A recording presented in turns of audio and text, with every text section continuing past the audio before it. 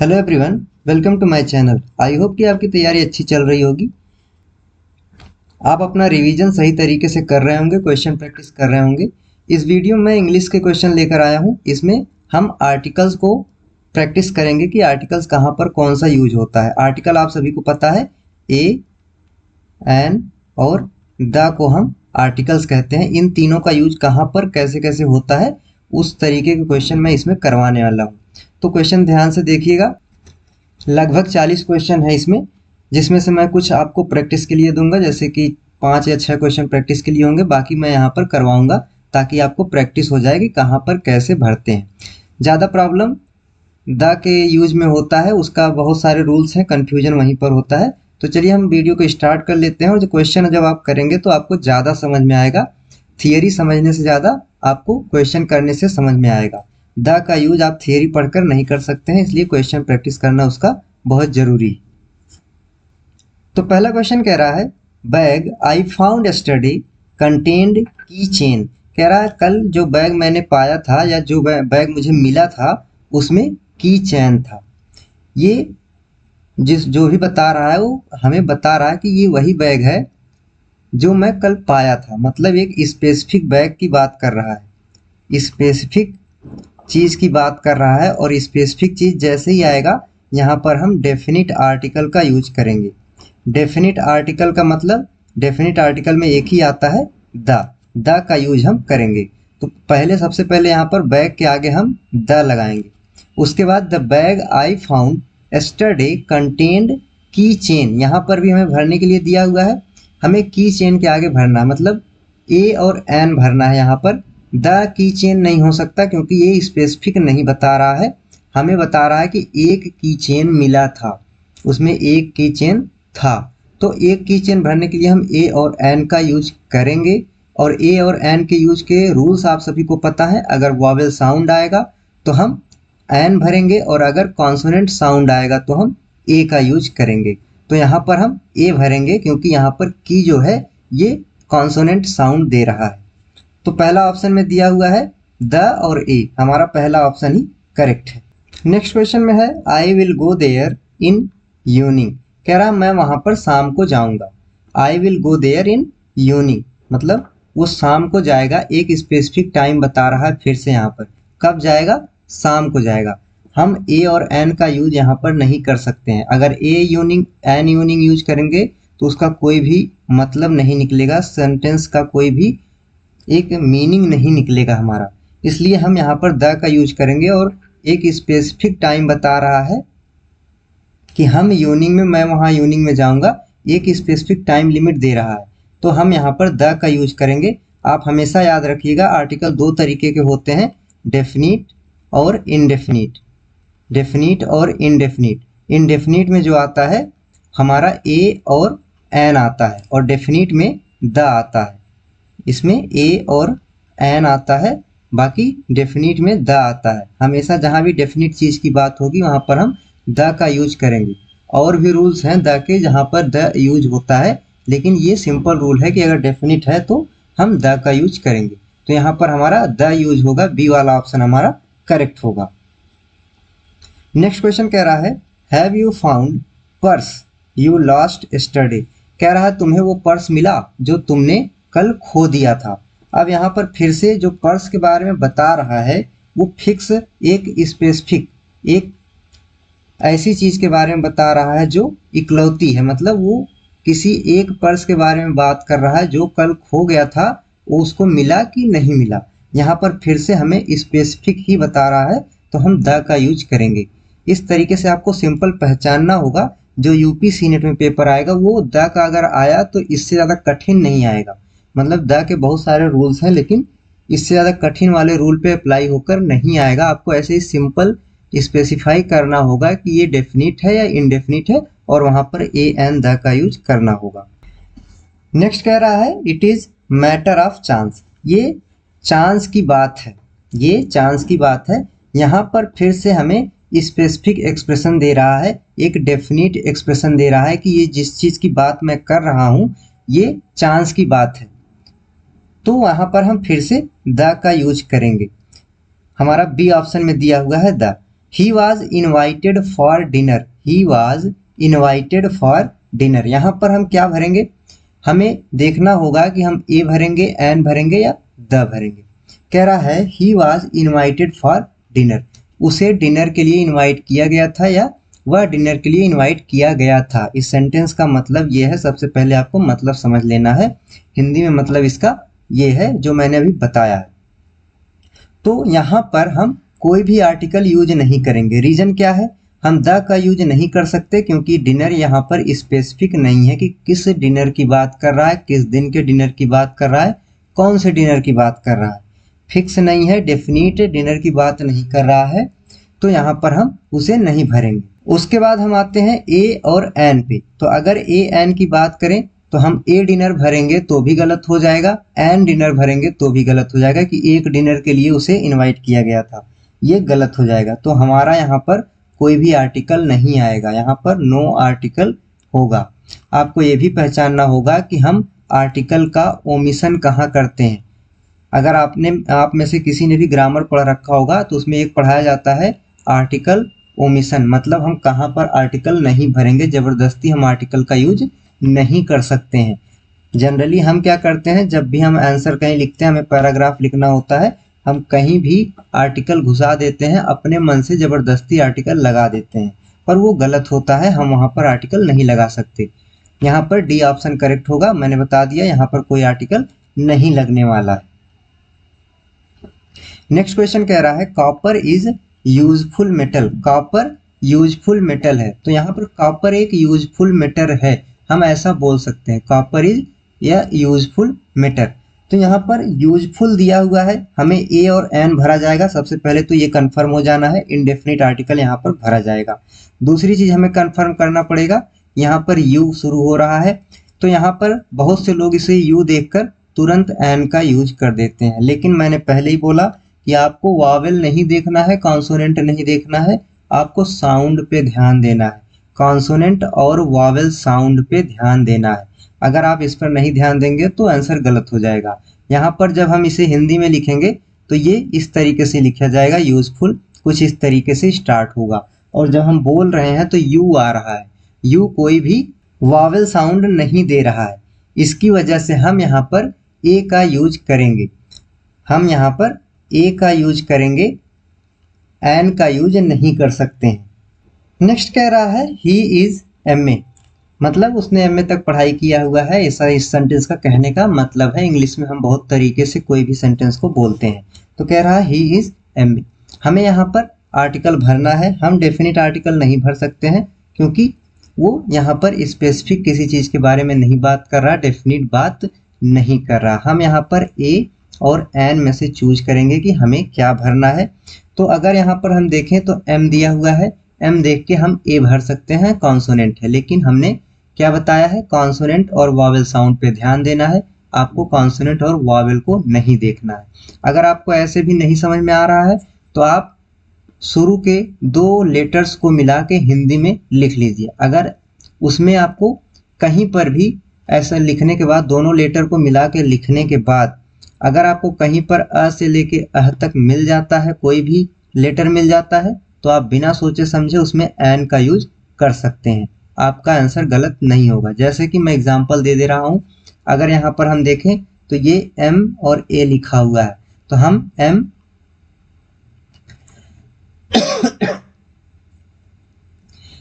और ए लिख देंगे, इन दोनों को मिला के हम लिख दिए। अब हम देखेंगे कि पहला लेटर यहाँ पर क्या आया है, ये ए आया है जो कि अ से लेके अह तक के बीच में आता है, तो हम एन का यूज करेंगे। तो आपको सिंपल याद रखना है कि हम हिंदी में लिखेंगे, लेकिन हिंदी में कैसे लिखेंगे, शुरू के दो लेटर्स को मिलाकर हमेशा लिखेंगे। एक लेटर को आप लिखेंगे तो आंसर गलत हो सकता है, इसलिए इसे ध्यान रखना है। शुरू के दो लेटर्स को मिला के हमें हिंदी में लिखना है, उसके बाद हमें आइडेंटिफाई करना है कि अ से लेके अह तक से वो शुरू हो रहा है कि नहीं शुरू हो रहा है। तो हम यहाँ पर एन भरेंगे, ही इज एन एमए, उसने एमए की पढ़ाई किया हुआ है, या फिर हम कह सकते हैं डायरेक्ट कि वो एमए। नेक्स्ट कह रहा है only can save our country. हमें ऑप्शन देखना पड़ेगा कि हमें क्या भरने के लिए कहा है, क्योंकि यहाँ पर सिर्फ आर्टिकल नहीं भरा जाएगा। तो यहाँ पर दिया हुआ है the Hitler, a Hitler, Hitler और एन हिटलर। हमें हिटलर भरना है, उसके साथ एक कोई आर्टिकल भरना है। तो सेंटेंस का कहना है, सेंटेंस अगर हम हिंदी में ट्रांसलेट करें तो उसका मतलब हो रहा है कि हमारे देश को सिर्फ एक हिटलर जैसा ही कोई आके बचा सकता है, एक हिटलर ही बचा सकता है। यहाँ पर मैं आपको सबसे पहले ये क्लियर कर दूं कि स्पेसिफिक या डेफिनिट चीज की बात नहीं हो रही है, क्योंकि असल में कोई हिटलर की बात नहीं कर रहा है। यहाँ पर वो ऐसे किसी भी व्यक्ति के बारे में बात कर रहा है जो हिटलर के जैसा होगा, वही हमारे देश को बचा सकता है। तो यहाँ पर डेफिनिट आर्टिकल नहीं भरा जाएगा, इनडेफिनिट भरा जाएगा, और इनडेफिनिट में ए और एन आते हैं। तो हम देख लेते हैं कि हम ए और एन में से कौन सा भरेंगे। हिटलर हमें भरना है तो हम हिटलर के साथ का देखेंगे। अगर आपको ऐसे समझ में आ रहा है कि हिटलर पढ़ने में कहीं भी वावेल साउंड नहीं दे रहा है तो हम ए भरेंगे।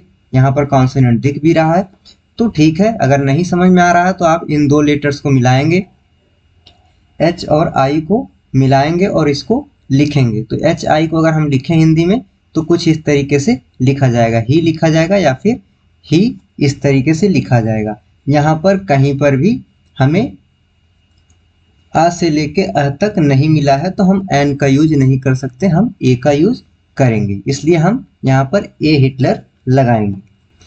कह रहा है man eater has been killed. आगे हमें डैश दिया हुआ है, वहां पर हमें भरना है। अब कह रहा है man eater has been killed. तो यहाँ पर हम देख लेते हैं, यहाँ पर कह रहा है man eater has been killed, मतलब मैन ईटर मारा गया है। स्पेसिफिक कर रहा है कि कौन मारा गया है, स्पेसिफिक कर रहा है कौन मारा गया है, मैन ईटर मारा गया है, मैन ईटर मारा गया है। तो यहाँ पर डेफिनिट के बारे में बात कर रहा है कि हमने किसको मारा है या किसने कौन मारा गया है, इसलिए हम यहाँ पर द का यूज करेंगे। The man eater has been killed, man eater मार दिया गया है। जो व्यक्ति मैन को खाता था, आदमियों को खाता था, वो मार दिया गया है। नेक्स्ट कह रहा है I can not do difficult work, I can not do difficult work. यहाँ पर फिर से हमें सिर्फ आर्टिकल नहीं भरना होगा, उसके साथ कुछ और भरना होगा। हम देख लेते हैं अ सच, द सच, सच द, सच अ। तो इसमें से हम दो ऑप्शन पहले से हटा देंगे। पहला दिया हुआ है ए सच, हम इसे नहीं भर सकते, सच के आगे ए नहीं लगता है। और दूसरा ऑप्शन हम हटाएंगे सच द, इसके साथ द का यूज हम पीछे नहीं कर सकते, आगे भी नहीं कर सकते और पीछे भी नहीं कर सकते। अब बचा हमारे पास दो ऑप्शन, द सच और सच अ। तो द सच भी हम नहीं लिख सकते, मैंने ये भी बता दिया है। हमारे पास बचता कौन है, डी वाला ऑप्शन बचता है, सच अ। हम अब देख लेते हैं सेंटेंस में, I can not do such a difficult work, मैं ऐसा कठिन काम नहीं कर सकता। सच अ का जो यूज होता है एक्चुअल में ये एक फ्रेज का भी फॉर्मेशन करता है, तो यहाँ पर सच अ भरा जाएगा, बाकी और तीनों ऑप्शन गलत हैं। नेक्स्ट क्वेश्चन कह रहा है आगे कुछ भरना है, is taking keen interest in India. The USA is taking keen interest in India, USA, an USA और ए यूएसए। हमें यूएसए भरना है लेकिन उसके साथ एक आर्टिकल का यूज करना है। तो यहाँ पर द आर्टिकल जो होता है उसका एक रूल यूज हुआ है, वो रूल मैं यहाँ पर बता दे रहा हूँ ताकि आपको क्लियर हो जाए। द हमेशा उन देश के नामों के आगे यूज होता है इंग्लिश में जिस देश में यूनियन, किंगडम या फिर स्टेट लगा होता है। मतलब जिस देश के नाम में ये तीनों चीज होंगी या तीन में से कोई एक चीज होगा, हम उसके आगे द का यूज करते हैं। जैसे अगर हम यूएसए की बात करें तो यहाँ पर इसका नाम पूरा होता है यूनाइटेड स्टेट ऑफ अमेरिका, इस तरीके से लिखा जाता है। यहाँ पर स्टेट आया है, यूनाइटेड आया है, तो हम यहाँ पर द यूएसए भरेंगे, ए वाला ऑप्शन हमारा करेक्ट होगा। ये रूल है, आपको याद रखना है, इसमें ज़्यादा समझाने वाली बात नहीं है, ये रूल है, आपको याद रखना ही होगा। अगर रूल नहीं याद है तो आप इस क्वेश्चन को नहीं कर पाएंगे। Will have to be paid for this material, option में हमें रुपए दिया हुआ है कि कितने रुपीज हमें पेड करने हैं इस मटेरियल का, किसी मटेरियल का कितने रुपीज पेड करने वो हमें भरना है। तो हमें कह रहा है हाफ रुपीज भरना होगा, हाफ अ रुपी भरना होगा, अ हाफ रुपी भरना होगा, एन हाफ रुपीज भरना होगा। तो हमेशा याद रखिए जब भी पैसे की बात आती है तो हम जब हाफ लिखते हैं तो जिसका हाफ करते हैं उसके आगे ए लगाते हैं और हाफ को उसके पहले लगाते हैं। मतलब हम लिखेंगे हाफ अ रुपी, 1 रुपए का हाफ इस मटेरियल का हमें भरना होगा। इस तरीके से हम भरते हैं। तो यहाँ पर बी वाला ऑप्शन हमारा करेक्ट होगा, हाफ अ रुपी। नेक्स्ट कह रहा है French is language of people of England. हमें 2 आर्टिकल का यूज करना है, ए एंड द में से तीनों में से चूज करके भरना है। हम देख लेते हैं कि हम क्या क्या भर सकते हैं। यहाँ पर बता रहा है French is language of people of England. पहली चीज एक यहाँ पर डेफिनिट का भी यूज कर रहा है, स्पेसिफिक बता रहा है कि फ्रेंच लैंग्वेज जो है ये इंग्लैंड के लोगों की भाषा है। हमें ये एक तरीके से स्पेसिफिक करके बता रहा है। तो हम यूज करेंगे French is the language of the people of England. कहाँ के लोगों की है? इंग्लैंड के लोगों की है। अगर हम ए और एन का यूज यहाँ पर करते तो गलत हो जाता। French is a language of a people of England पूरी तरीके से गलत हो जाएगा, कोई मतलब नहीं निकलेगा सेंटेंस को। 2 चीजें आपको ध्यान रखनी है ऐसा क्वेश्चन करते टाइम, कि आपको ये भी ध्यान रखना है कि सेंटेंस पढ़ने में कहीं खराब तो नहीं लग रहा। इंग्लिश के बहुत सारे क्वेश्चन आप सही कर सकते हैं अगर आप ये सीख गए कि इंग्लिश का जो सेंटेंस है जो हम लिख रहे हैं वो पढ़ने में खराब लग रहा है या फिर अच्छा लग रहा है। जब भी आसान पेपर आएगा आपका तो ये वाला ट्रिक आपके लिए बहुत ही फायदेमंद होगा कि सेंटेंस अच्छा लग रहा है कि नहीं। कठिन पेपर में ये नहीं अप्लाई होता क्योंकि सेंटेंस बहुत उल्टे सीधे आते हैं। तो आपको ध्यान रखना है कि अगर पेपर आसान दिखता है आपको तो आपको हमेशा ये ध्यान रखना है इंग्लिश का पेपर सॉल्व करते टाइम कि सेंटेंस जो आप भर रहे हैं उसके बाद जो सेंटेंस बन रहा है वो सही है कि गलत है, मतलब पढ़ने में अच्छा लग रहा है कि नहीं लग रहा है। तो यहाँ पर हम द का यूज करेंगे दोनों जगहों पर। द सी ऑप्शन में दिया हुआ है। नेक्स्ट कह रहा है टर्न टू लेफ्ट। यहाँ पर साफ साफ एकदम दिखाई दे रहा है, हमें कुछ भी सोचने की जरूरत नहीं है। हमें स्पेसिफिक डायरेक्शन दे रहा है, स्पेसिफिक डायरेक्शन दे रहा है कि लेफ्ट की तरफ टर्न करो। तो हम यहाँ पर द का यूज करेंगे। ए और एन के जो क्वेश्चन होते हैं वो आसान होते हैं, इसलिए इसमें ज्यादातर द के क्वेश्चन है। ए और एन के भी क्वेश्चन है लेकिन शुरू में ज्यादातर द के ही दिए हुए हैं। नेक्स्ट कह रहा है which is highest mountain in India. हमसे पूछ रहा है, क्वेश्चन पूछ रहा है कि which is highest mountain in India. India में हाईएस्ट माउंटेन कौन सा है? तो जब हाईएस्ट यहाँ पर हाईएस्ट के आगे हमें लगाना है तो हमें अब एक चीज पहचाननी होगी कि हाईएस्ट है क्या चीज, नाउन है, प्रोनाउन है, एडजेक्टिव है, क्या है।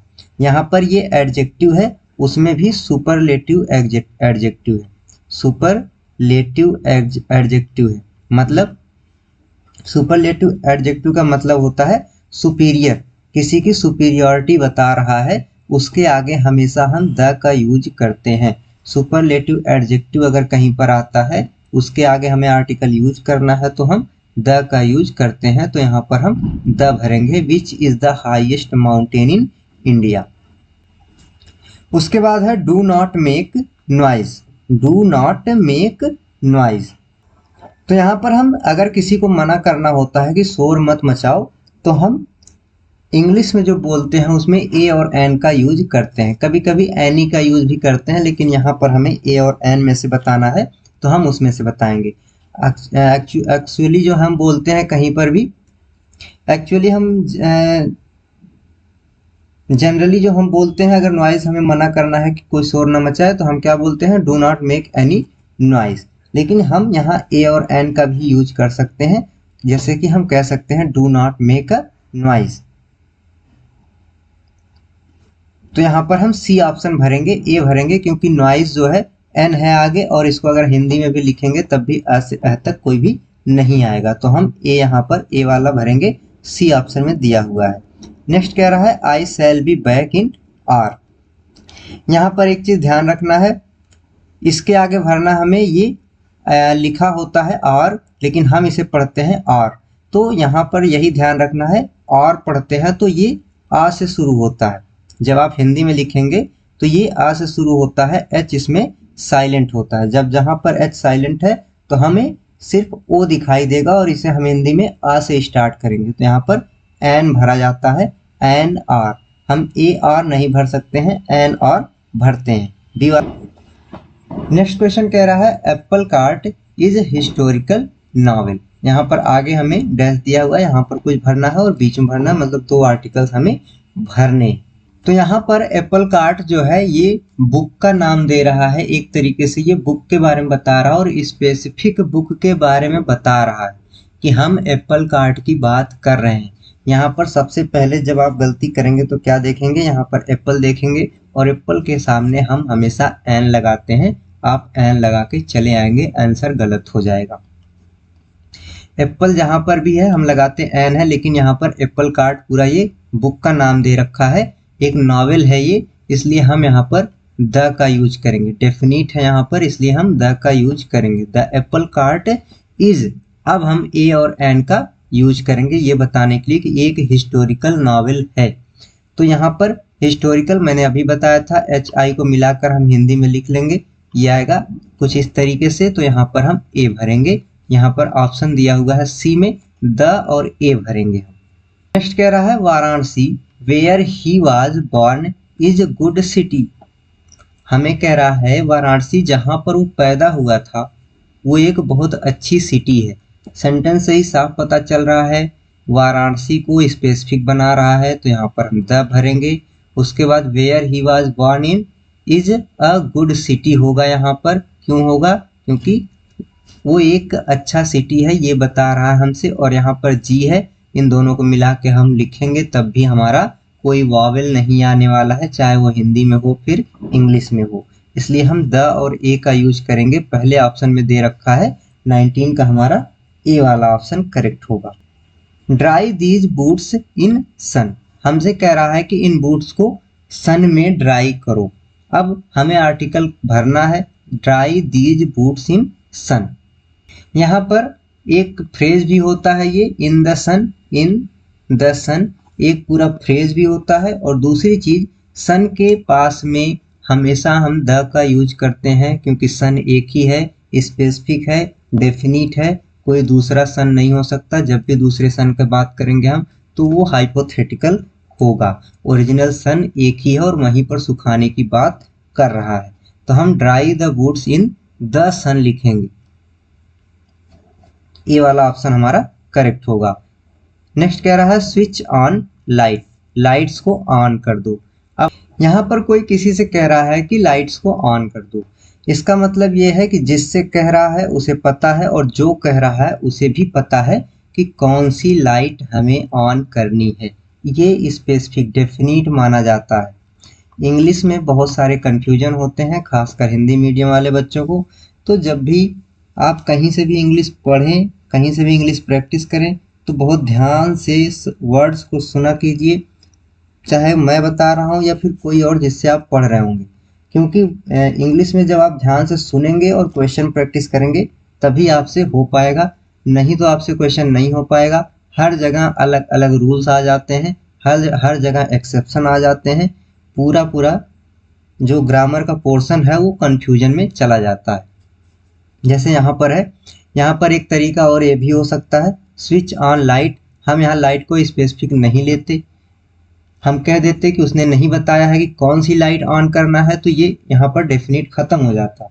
लेकिन हम क्या कह रहे हैं, स्विच ऑन लाइट, मतलब जो यहाँ पर हम इस तरीके से देखते हैं, जो बोल रहा है किसी से, मैंने किसी से कहा कि लाइट चालू कर दो, यानी कि मैंने कहा मुझे पता है कौन सी लाइट चालू करना है, जिससे कहा उसको पता होगा कि कौन सी लाइट चालू करनी है, कौन सी लाइट ऑन करनी है, इसलिए हम इसे डेफिनेट मान रहे हैं। तो यहाँ पर द का यूज हम करते हैं, switch on the light. Next question कह रहा है ही इज अनलकी मैन, वो एक अनलकी मैन है। यहाँ पर यू से शुरू हो रहा है, यहाँ पर यू से शुरू हो रहा है, हिंदी में भी अ लिखा जा रहा है, हम एन का यूज करेंगे। बी वाला ऑप्शन हमारा करेक्ट होगा। उसके बाद नेक्स्ट देखते हैं, the lion is king of beast. Lion क्या है? बीस्ट का किंग है। हमें भरना है यहाँ पर कि हम कौन सा आर्टिकल भरेंगे। यहाँ पर क्या कर रहा है, हमें एक स्पेसिफिक एनिमल का नाम देके उसे रेफरेंस बना रहा है। तो हमें यहाँ पर लायन जो दिया हुआ है स्पेसिफिक कर रहा है कि लायन क्या होता है? बीस्ट का भी राजा होता है। तो हम यहाँ पर द का यूज करेंगे। ये एक यूनिवर्सल ट्रुथ की जैसा बता रहा है कि जो किंग होगा वो लायन ही हो सकता है, चाहे वो जिसका राजा की बात हम करें वो लायन ही होगा। तो यहाँ पर डेफिनेट दे रहा है, इसलिए हम द का यूज करेंगे। नेक्स्ट क्वेश्चन कह रहा है, I want to be MP। मैं MP बनना चाहता हूँ। अब इसके साथ जो आएगा MA वाला मैंने क्वेश्चन कराया था, सेम वैसे ही यहाँ पर यूज होगा। M लिखा हुआ है तो हम यहाँ पर N का यूज करेंगे। I want to be an MP। मैं मेंबर ऑफ पार्लियामेंट बनना चाहता हूँ या मैं एक MP बनना चाहता हूँ। नेक्स्ट क्वेश्चन देखते हैं, कह रहा है, give me umbrella which you bought study. अब यहाँ पर फिर से हमें स्पेसिफिक की तरफ ले जा रहा है। अगर हम एन और ए का यूज करेंगे तो वो इंडेफिनिट हो जाएगा, जबकि यहाँ पर हमें डेफिनिट का हिंट दे रहा है। वो कह रहा है कि मुझे वही वाला अम्ब्रेला चाहिए जो कल तुमने खरीदा था। मतलब एक स्पेसिफिक अम्ब्रेला की बात कर रहा है, एक डेफिनिट अम्ब्रेला की बात कर रहा है। देखने में हम ए और एन का भी यूज यहाँ पर कर सकते थे, एन का यूज बड़े आसानी से हम कर देते, लेकिन हम यहाँ पर द का यूज करेंगे। Give me the umbrella which you bought yesterday. जो तुमने कल खरीदा था वही वाला अम्ब्रेला मुझे चाहिए। तो ए ऑप्शन में द दिया हुआ है, हमारा करेक्ट ऑप्शन ए होगा। नेक्स्ट हम देखते हैं, ही डाइड विदाउट हियर। मतलब वो बिना वंश के ही, मतलब उसका कोई था नहीं और वो मर गया। यहाँ पर ईयर का मतलब होता है उनके वंश को बढ़ाने वाला कोई या उनका बेटा नहीं था, वो मर गया उसके पहले ही। तो यहाँ पर जो ईयर लिखा हुआ है इसको हम पढ़ते हैं ईयर। हिंदी में जब पढ़ते हैं तो हम इसे पढ़ते हैं ईयर। एच यहाँ पर साइलेंट होता है, इसलिए यहाँ पर हम एन का यूज करेंगे। यहाँ पर वॉवेल साउंड आ रहा है, इसलिए हम एन का यूज करेंगे। करेक्ट ऑप्शन हमारा बी वाला होगा। नेक्स्ट क्वेश्चन कह रहा है, I have glass of milk every morning. I have glass of milk every morning. मैं प्रतिदिन सुबह एक गिलास दूध पीता हूँ। सेंटेंस का मतलब कह रहा है, I have glass of milk every morning. मैं प्रतिदिन एक गिलास दूध पीता हूँ। तो यहाँ पर ए हम भरेंगे, एक गिलास दूध वो पीता है। यहाँ पर डेफिनिट का नहीं भरा जाएगा, इनडेफिनिट का भरा जाएगा। नेक्स्ट क्वेश्चन कह रहा है, my neighbour is honest person. यहाँ पर फिर से उसने दिया हुआ है ऑनेस्ट। हम पढ़ क्या रहे हैं? ऑनेस्ट पढ़ रहे हैं इसे, लेकिन लिखा कैसे है? एच आगे लगाया हुआ है, जबकि ये साइलेंट होता है। अगर हम ऑनेस्ट पढ़ते हैं तो वो गलत कहा जाता है, हम ऑनेस्ट पढ़ते हैं तो इसलिए हम लगाएंगे my neighbour is an honest person. यहाँ पर ए नहीं लगेगा, एन लगेगा। तो यही सब आपको ध्यान रखना है। क्वेश्चन प्रैक्टिस जब आप करते हैं तो ये सारी चीज़ें बार बार कहीं ना कहीं रिपीट होती हैं, तो आपका परफॉर्मेंस इससे बढ़िया होता है। नेक्स्ट क्वेश्चन कह रहा है, you should always carry umbrella with you. अब यहाँ पर अम्ब्रेला स्पेसिफिक नहीं कर रहा है, वो बस बता रहा है कि तुम्हें एक अम्ब्रेला हमेशा अपने साथ लेके चलना चाहिए। तो हम यहाँ पर एन का यूज करेंगे, क्योंकि अम्ब्रेला ऐसे स्टार्ट होगा। जब हम इसे हिंदी में लिखेंगे या जब पढ़ेंगे तो वॉवेल साउंड आ रहा है, तो हम यहाँ पर एन का यूज करेंगे। बी वाले ऑप्शन में हमारा दिया हुआ है, बी ऑप्शन हमारा करेक्ट होगा। नेक्स्ट कह रहा है, the thief was sent to prison. यहाँ पर थीफ को प्रिजन में भेजा जा रहा है। पर्पज अगर हम देखें यहाँ पर, अब एक नया रूल मैं बता रहा हूँ। जब हम रेफरेंस कोई पर्पज के लिए दे रहे हो, जैसे कि जब कोई चीज़ के सामने हमें कुछ यूज करने के लिए बोल रहा हो और वहाँ पर हम पर्पज दिखा रहे हो, जैसे उसे प्रिजन भेजा गया और प्रिजन भेजने का पर्पज क्या होता है? मतलब उसे पनिशमेंट मिला है। तो यहाँ पर हम कोई भी आर्टिकल का यूज नहीं करते हैं, कोई भी आर्टिकल का यूज नहीं करते हैं। The thief was sent to present, हम डायरेक्ट इसी तरीके से लिखते हैं। क्वेश्चन कह रहा है meat you cooked tasted good, जो तुमने कल मीट बनाया था वो अच्छा था। मतलब स्पेसिफिक बता रहा है कि जो मीट तुमने कल बनाया था वो अच्छा था, तो हम यहाँ पर द का यूज करेंगे, हम यहाँ पर द का यूज करेंगे। नेक्स्ट कह रहा है our city will have university soon, हमारे सिटी में जल्दी ही एक यूनिवर्सिटी होगी, या हमारे सिटी के पास एक यूनिवर्सिटी बहुत जल्दी होने वाली है। यहाँ पर यूनिवर्सिटी के आगे हम ए या एन भरेंगे, डेफिनिट तो नहीं भर सकते हैं, इंडेफिनिट ही भरेंगे। उसमें से हम ए और एन में से पता करेंगे कि कौन सा भरेंगे। यहाँ पर यूनिवर्सिटी जब हम हिंदी में लिखेंगे तो कुछ इस तरीके से फिर से हम लिखेंगे, यहाँ पर कहीं पर भी हमें आ से लेके अ तक नहीं दिख रहा है, तो हम यहाँ पर अ का यूज करेंगे और university will have a university soon. Next question कह रहा है एलिफेंट इज अ वेजिटेरियन, आपको इसे कमेंट में बताना है या फिर आप प्रैक्टिस कर लीजिएगा, कमेंट में नहीं बताइए कोई दिक्कत नहीं, लेकिन प्रैक्टिस जरूर करना है आपको। नेक्स्ट क्वेश्चन है 35 वाला, this is car I bought yesterday, यहाँ पर आपको भरना है यूनिट मीन्स अ मेजरमेंट, यूनिट मीन्स अ मेजरमेंट, यहाँ पर भी आपको आर्टिकल भरना है। ही इज ऑनेस्ट ऑफिसर, वो एक ऑनेस्ट ऑफिसर है, ऑनेस्ट वाला मैंने पहले भी करा दिया है, आपको उसी तरीके से देख के भरना है। Taj Mahal is built of marble, Taj Mahal marble का बना हुआ है, यहाँ पर कौन सा आर्टिकल यूज होगा आपको वो भी भरना है। ही इज यूरोपियन, वो एक यूरोपियन है, आपको यहाँ पर भी भरना है। लेट अस प्ले चेस, चलो चेस खेलते हैं, एक सेंटेंस का मतलब है, यहाँ पर भी आपको आर्टिकल भरना है। मैंने 32 क्वेश्चन तक कराए थे, उसके बाद 8 क्वेश्चन आपको दिए हैं प्रैक्टिस के लिए। आप अगर कमेंट में नहीं कर रहे हैं कोई प्रॉब्लम नहीं है, मत करिए, लेकिन प्रैक्टिस करना बहुत ज़रूरी है, प्रैक्टिस करना मत छोड़िए। ऐसे क्वेश्चन आप प्रैक्टिस करेंगे, हो सकता है यहाँ पर आपको आसान लग रहा हो, लेकिन ऐसे ही क्वेश्चन 2-1 अगर आ गए तो आपका 2-3 नंबर बढ़ सकता है, इसलिए इसका ध्यान रखिएगा कि जो सरल क्वेश्चन है, आसान क्वेश्चन है, आपको उनको नहीं छोड़ना है ये सोच के कि पेपर कठिन आ गया तो इनका कोई मतलब नहीं रह जाएगा। अगर पेपर गलती से भी आसान बन गया, 2024-2023 के जैसा पेपर बन गया, तो आपको ये सारे क्वेश्चन बहुत फायदे देके जाएंगे।